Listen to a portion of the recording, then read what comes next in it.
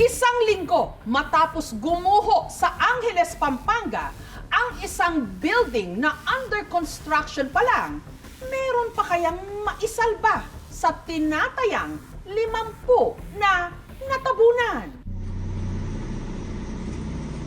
Mula sa ilalim ng tone-toneladang bakal, simento at guho,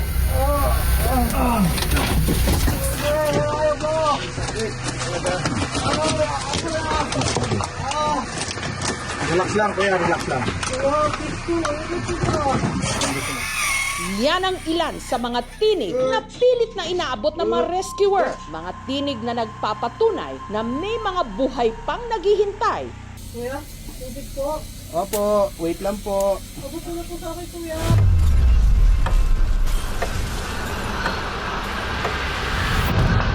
Sa ilalim ng isang ginagawang 9-story building na bigla na lang bumagsak linggo ng madaling araw sa Angeles City sa Pampanga. Dito lang, sa baba. Diyan ka lang sa bukana. Dad, bigat ka tayo. Oo, tatay. Wala ko itong kuya. Ano? Kakatingin nyo na lang. Relax lang po. Relax lang, kuya. Ang mga kawani ng BFP o ng Bureau of Fire Protection, oras ang pinakamatinding kalaban. Ang akala ko talaga nun, katapusan ko na, pinilit ko talagang lumabas. Dalawa lang pamimilian ko doon, oh. Kung maghahintay ako doon, ako mamamatay o pipilitin kong lumabas para mabuhay. Ilan lang sila sa mahigit 20 pinalad na nakaligtas sa tinatayang 47 mga taong nailibing ng buhay nung nag-collapse ang 9 na palapag na gusali.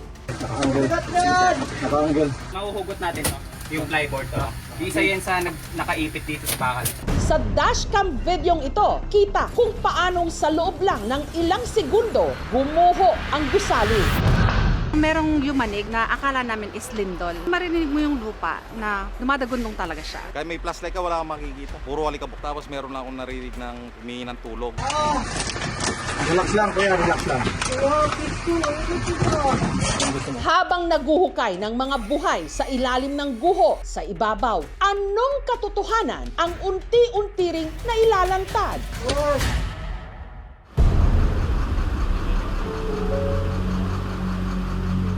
Narito po tayo sa Angeles City sa itinuturing na Ground Zero para po sa gumuho na gusali. Madaling araw po nitong linggo ay gumuho po ito. Sinasabing around 50 po na tao ang natabunan ng buhay.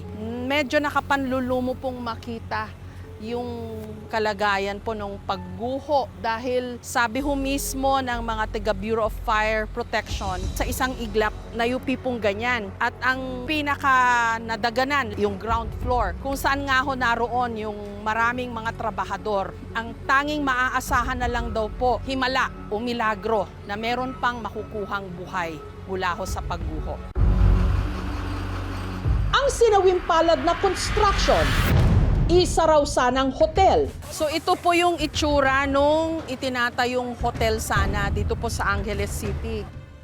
Ayan na po siya ngayon, no? Ika-4 na araw na ito ng kanilang search and rescue operations. Pilit kumakapit sa himala na meron pang maililigtas. Tama ho ba?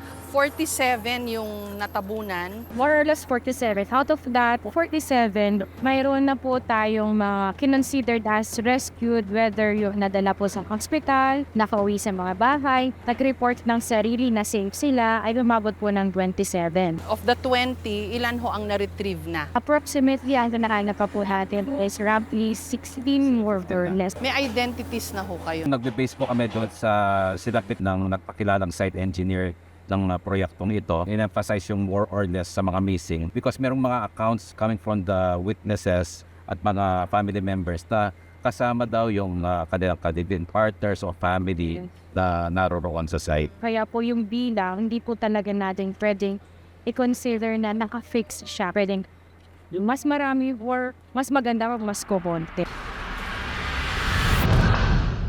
Pinilang po namin kung ilang segundo ng pagduro. Wala siyang 11 seconds. Gumingo talaga siya 11 seconds, bumagsak na talaga. Ganon siya kabilis. Yung kahit po tayo sabihin nating gising, hindi tayo react agad-agad. Tragic pala talaga na. Nitong Lunes, ikalawang araw ng search and rescue operations, isang aso ang ligtas na naiahon sa guho. Pero tila numinipis na ang tsansang may buhay na tao pang maisasalba. 4 na labi ang na-recover ng mga otoridad. 2 sa mga ito, mga trabahador. Ang isa, hindi pa nakikilala. Habang ang isa pa, isang Malaysian national na naka-check-in sa katabing apartel na nayanig at nasira rin. Ang nangyari daw ho, gumuho yung ginagawang building tapos naapektuhan pati yung katabi. Yes po. Yung pagguho po kasi ng building, papunta po siya sa kalsada, pa side rings. So ang tinamaan po, yung halos pa slant na portion na yung building na yun, nandun yung Malaysian national, doon siya nag-stay. Isa sa mga pinalad ding nakaligtas ang construction worker mula sa Camarines Sur na si Brian. Nakauwi na ng Bicol si Brian. Doon na muna raw siya magpapahinga at magpapalipas ng pinagdaanan niyang bangungot o trauma. Kwento niya, mahigit 1 buwan pa lang daw siyang nagtatrabaho bilang scaffolder sa construction site. Ang building ho nakatayo na, mataas na. Ang naging trabaho namin yung maglagay ho talaga ng tubo o scaffolding sa labas. Mahimbing daw siyang natutulog sa kanilang barak sa ground floor nung naramdaman niyang nagigiba ang itinatayo nilang building. Nagising ako na may bumagsak na isang batong malaki na tumagos doon sa bubong. Nadaganan ako, nakahiga ako noon sa duyan kong ginawa. Bumagsak yun din na nakabalot sa akin. Umahanap ako ng bato na matulis para ipunit doon sa duyan na ginawa ko kasi hindi ko makalabas. Ang akala ko talaga noon, nagiba dahil sa lindol. Kaya nga ako pagpilit na pumiglas lumabas kasi tinatakot ko kung aftershock gumuho uli. Talaga kung may ipit o mamamatay na ako. Dahan-dahan akong pumit kahit masakit. Yung mga ilang minuto na may nagsisigaw na. May flashlight na ako nakikita sa may bandang paanan ko. Nakita ko na may butas, nakakasya ako. Yun na ho, yun ang umikot ako para makatanggal doon sa pagkakaipit. Pinilit ko talagang lumabas. Dalawa lang pamimilian ko doon. Kung maghahintay ako doon, ako mamamatay o pipilitin kong lumabas para mabuhay. May signs of life pa po ba sa ilalim? Sa ngayon po, based doon sa ating paggamit ng ating mga life detectors, wala na po talaga. Ang naaalala ko ho yung earthquake sa Baguio. After po na gumuho nung Hyatt Terraces ho, 11 to 14 days may mga buhay pa na nakuha. Dito, malabo na. Ang kagandahan po kasi no sa Baguio is that meron sila kasing mga void spaces na nakapag-keep them alive. Dito po kasi is pancake po kasi yung Parang walang space in between. yun nga po, as part of the responder, we are looking forward na mayroong miracle at meron pa tayo talagang makikita sa akin. That's why yung ating kinakandak na hearing ay doble-doble ingat kasi nga po, baka po meron pa na hindi lang natin agad na-detect.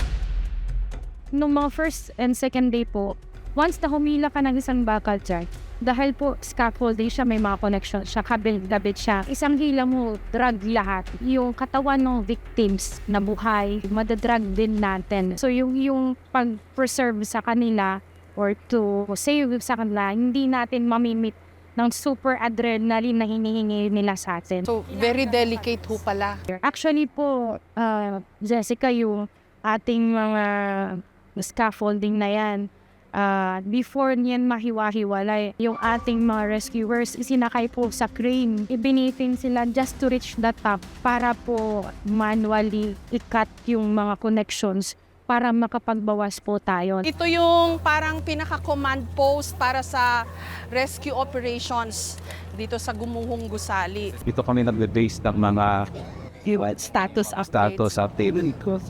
Lagi pong na-update yan. Overwhelming po yung mga number ng responders natin. Talaga po. Diyan mo makikita yung kung gaano kabuti yung loob ng marami nating mga kababayan. Ang dami daw hong nag-volunteer, oh. 869 just for today. Mga nagkakawang gawa para tumulong sa pag-rescue. There's never a shortage of goodwill and good hearts, ano, tuwing may ganitong pangyayari. Samantala, sa kalagitnaan ng operasyon, alas 6 ng gabi nitong Miyerkules, isa pang labi ang nakita dahil nadaganan siya ng malalaking simento, pahirapan kung paano siya makukuha. Iangat ko, sir, para masilip siya. Kaya gumamit na ng mga aparato o equipment ang mga rescuer. Yan, ikakat pa yan sa dito. Kung kaya pang ikat yan. Alas 7 na ng umaga, kinabukasan, Huwebes, nung nakuha ang labi. Asan ba tayo, Colonel? Dito tayo. Ayan po tayo. Dito tayo. Makikita nyo nga ng ating operation work site. So, ang ginawa po natin yan pagdating sa rescue operation, nahati po siya sa 4 na quadrant. So talagang sa ground floor yung marami namatay. Work sa Ibubo, kinukuha namin sa Sado. I like extricate from the Lalim. ang hirap nga akong gawin yan. Then ito po yung Alka-5, dito rin natin siya nakuha. Nabot tayo ng 13 hours. Para po dun sa isang katawan kanina. Kasi inaalalayan din po natin na baka sa ilalim ng rubble, pag kinuhagan na siya ng backhoe, meron po tayong maputol na limbs or body parts. So ingat na ingat po tayo dyan. Nang araw na yon, 15 pang mga biktima ang pinaghahanap. Ang mga kamag-anak ng ilan sa kanila sumadya pa ng Pampanga para dito matyagang maghintay. Isa sa kanila, si Lorena, kasama raw sa natabunan ang kanyang kapatid na si Joey, pati na ang misis nitong si Elsa. Vendors lang po sila, ma'am, hindi po sila construction worker. Nandun sila sa labas. Nasa labas lang po. Nay, ito po yung building. Asan po yung pwesto nung kapatid nyo? Nandito po sa kubo. Ito po. Opo, yung po may payong na yan. Opo, Ay, yan ito ho po. yung ano nila. Opo, yan po yung tindahan Yung tindahan nila. Opo. Anong binibenta ho nila? Nagbibenta po sila ng kape, noodles, tinapay. Nung gumuho, hindi ho sila nakaalis Hindi po doon? sila nakaalis na.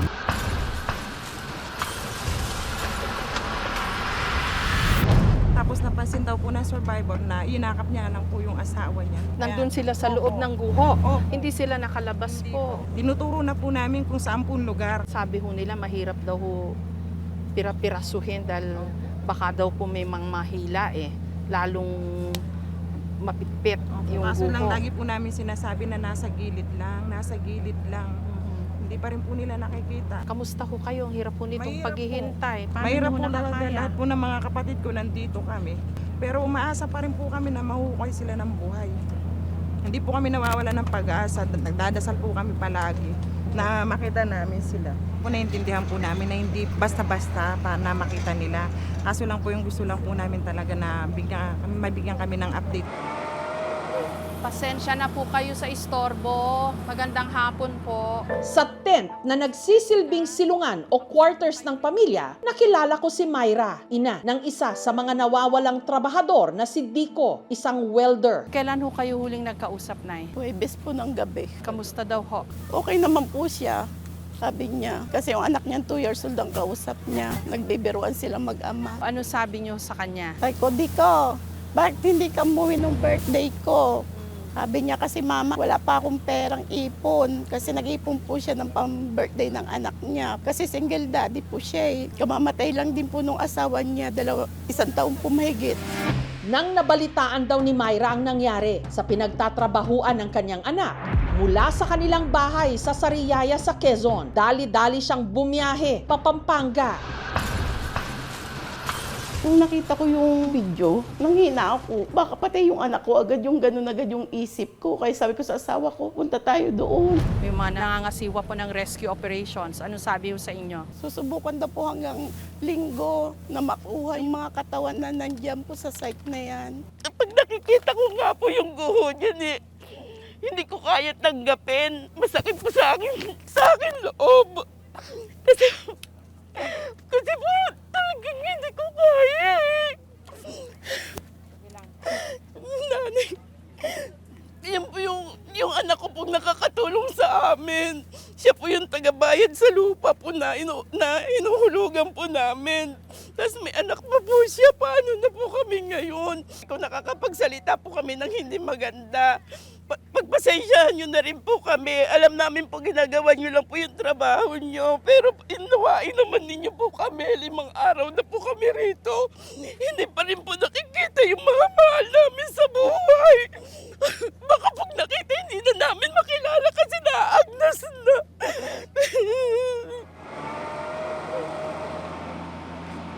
Kamusta naman yung mga pamilya ko dito? Lahat po ng provision na pwede namin ibigay pang pagkain, nabigyan din po sila ng financial assistance from the LGU at saka sa DSWD. Everyday po kinakausap po ng mga social workers natin para po kahit pa paano may extent. Tsaka yung information, tinatawag po namin sila update from time to time. Kamusta po kayo, Nay? Hindi po. Mas gusto ko talaga magkikita yung asawa ko eh. Sana okay ho, buhay ano ho. Sana nga po talaga buhay. Paano mo kinakaya na naghihintay kayo dito? May sakit na nararamdaman kami pero may percent pa rin po na umaasa kaming buhay. Hanggat hindi pa po namin nakikita yung katawan, ano pa rin po, laban pa rin. Isa pa sa mga matyagang naghihintay ng balita, si Novi, live-in partner ng construction worker at helper na si Manny, na isa ng senior citizen. 3 linggo pa lang daw nagtatrabaho si Manny sa site. Kailan kayo huling nag-usap? Sabado po lang mga alas 7 ng gabi. Pagkalinggo po ng gabi, nakita ko na yung nangyari dito. Kasama siya sa natabunan pa. Kaya sobrang sakit yung, hindi ko alam kung anong gagawin ko yung nalaman ko.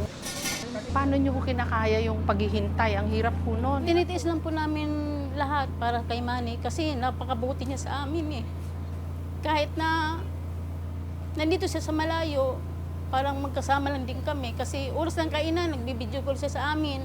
Parang sabay lang din po kaming kumakain. Kasi napakabait na yun sa amin, maalaga siya. Kahit halos walang matira sa kanyang pera, basta mapupunta lang sa amin.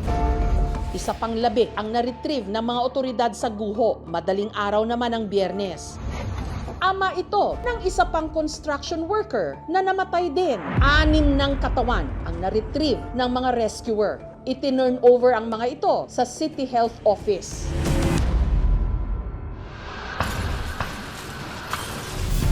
Sa nangyaring pagguho, ang malaking tanong ng mga pamilya ng mga biktima, nasaan ang kontraktor at may-ari ng itinatayong building?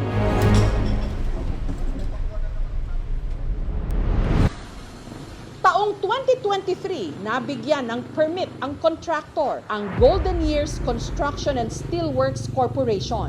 2024, sinimulan ang construction, pero nito lang nakaraang taon, sinuspindi ito ng Department of Labor and Employment sa Region 3. Nakitaan daw kasi ito ng mga paglabag sa occupational safety at health standards para sa mga trabahador. Walang mga safety belts, walang safety signages, walang tamang barracks, walang safety officer. Doon mismo sa construction site natutulog yung iba. Bawal yon. Di umano, hindi nga rehistrado rin sa PICAB. So pinatigil sila. Pero na-lift o pinawalang bisa agad ang suspension makalipas lang ang 1 buwan. Di umano ay nag-comply daw. Nagbayad na ng fines ang Golden Years Construction ng 100,000. October 2025, pinatuloy na uli yung construction ng gusali. Nitong Miyerkules, nag-issue na ng show cause order para sa Golden Years Construction and Steelworks Corporation.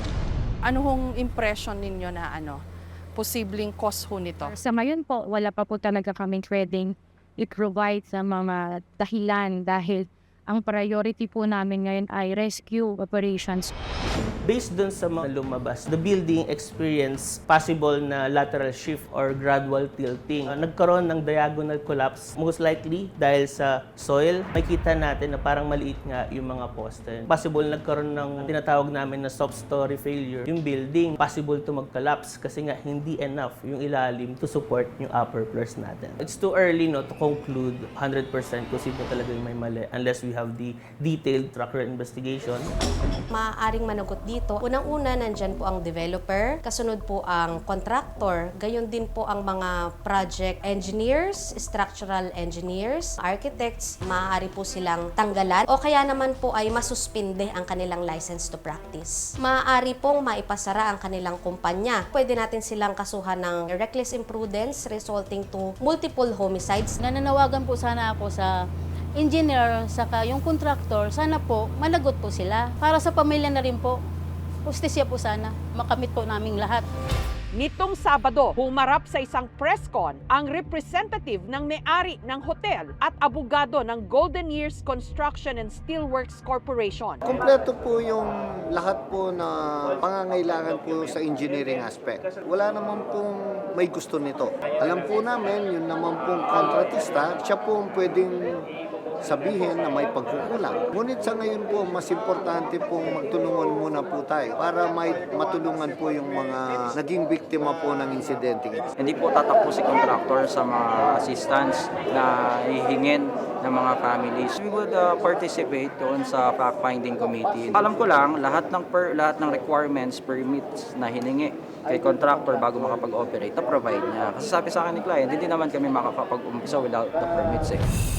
Gaano pa ho kaya katagal ito, ma'am? Magdedepende po kasi yan, ma'am, sa kuha natin ng mga katawan ng leads. So, we could not say na after 1 week tapos na to, after 2 weeks tapos na to, but we respond on what will come case to case. Ano pong payo nyo sa mga naghihintay pa rin pong mga pamilya nung missing? Kasama po namin sila sa paghihintay at hopefully yung pong wish namin na sana kahit miracle, no, may maisalba tayo, masayang-masaya na po tayo.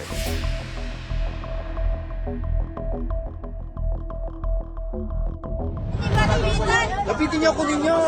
Ang pobya ma'am na nangyari, di basta mawawala sa isip ko kasi taga kami doon ma'am para maghanap buhay, magtrabaho, tapos ngayon biglang ganito. Nagpapasalamat ako sa Diyos, nakaligtas ako, pero po lagi pong pumapasok sa isipan o alaala ko yung mga kasamahan kong masaya kami dati katrabaho doon, tapos isang iglap, wala na. Lagi ko siya pinagdalasal na sana nga ligtas pa. Pero nandoon din yung naramdaman ko na wala na talagang pag-asa. Hindi naman mangyayari yan kung tama ang building na yan eh. Talagang matibay yun, hindi yung babagsak ng ganun-ganun na lang. Ang hirap lang yung mga kontraksyon buhay na, pero hindi nila alam buhay din yan eh. Kay Diyos naman eh. May karma din kung sino talagang may kasalanan yan. Hindi man ngayon, pero darating din yun. Basta nagagalit ako, hindi ko alam kung kanino ako galit. Dinadaan ko lang sa biro, sa tawa, pero depensa sa loob ko, hindi ko kakayanin. Hindi po talaga ako mampapayag na basta-basta na lang hindi magpapakita yung may-ari ng company na yan. Sorry mama, nakakapagtatanga-tanga nila talaga. Napakatanga. Gusto ko managot po sila. Dahil buhay po yan eh. Hindi naman po yan hayop eh. Sa loob lang ng 11 segundo, bumagsak ang gusali. Hindi ko kaya eh. Ngunit para sa mga pamilyang naiwan, nagsisimula pa lang ang mas mahabang panahon na kanilang gugugulin sa paghahanap ng katarungan. Thank you for watching mga kapuso. Kung nagustuhan niyo po ang videong ito, subscribe na sa GMA Public Affairs YouTube channel and don't forget to hit the bell button for our latest updates.